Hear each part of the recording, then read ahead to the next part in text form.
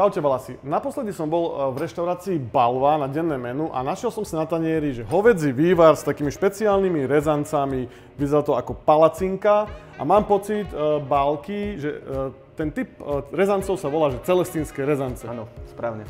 Áno, a teda prosím ťa, celestínske rezance, vieš mi prosím ťa ukázať ty ako šéf-kuchár z reštaurácie Balva, ako sa také celestínske rezance vyrobia, alebo teda takto, zvládnem to aj ja? Určite áno, jednoduchý recept. Povedz Balky, poďme na to. Takže použijeme 2,5 deci mlieka, Výborne. 2 vajíčka, Výborne. štipka soli, 300 g polohrubej múky a štvrť lyžičky prášku do pečiva. Prášok do pečiva. A nakoniec olej na... Zrejme na vypražanie, hej? Áno. Zoberi si vajíčka, vyšľaháš so štipkou soli. Myslíš, že viem vyšľahať vajíčko, to vyšľahám až na nejaký sneh?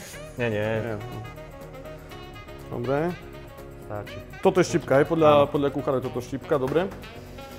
Čiže takto nejako, toto som videl doma niekedy. Poriadne vyšľahať. Hej. Dobre. Mlieko.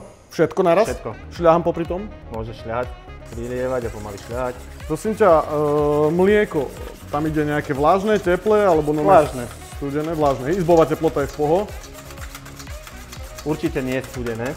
Múka.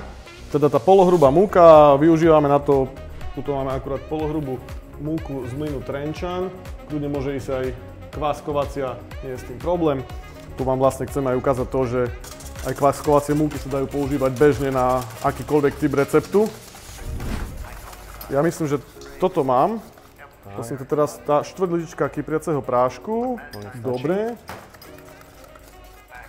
Skús osobnotiť, či je to podľa teba...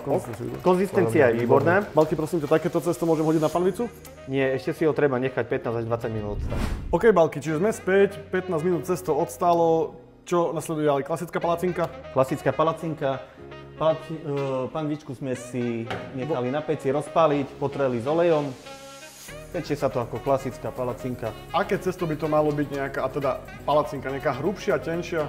Tenšia palacinka, je to trošku riečie cesto. Minútka z jednej, minútka z druhej strany. Úplná normálka. Takže upečenú palacinku si za horúca musíme stočiť, môžeme si to vyskúšať. Myslíš si, že si mám dať nejaké azbestové rukavice, lebo teraz si ju dá len späť, nie? Dobre. Zvládneš. Dobre, čiže idem tu, takto si ju... Výborne. A takých 5 minút si ju necháme vychladiť. Palacinka na medzičasom vychladla, prosím ťa, čo ďalej? Palacinku si narežeme na tenké kolieska, ktoré potom vložíme do polievky. Poď na to ty, to je také šéf-kuchárske toto, na to si netrúfam. Vyzerá to fantasticky, tento vývar s celestínskymi rezancami.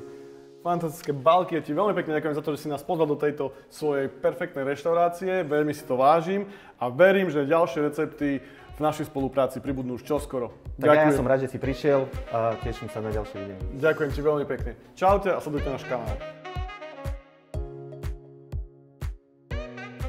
Ak sa vám naše dnešné video páčilo, prosím vás, nezabudnite sledovať náš kanál Valach tradičné slovenské a české výrobky na YouTube a dajte nám tuto dole svoj odber alebo do komentárov napíšte, aké recepty by ste chceli, aby sme pre vás na budúce uvarili. Čaute. Takže ešte upozorniť, cesto si treba... Konzistencia je výborná. Ideme vypekať. Teraz ideme vypekať. Táto komédia, dobrá.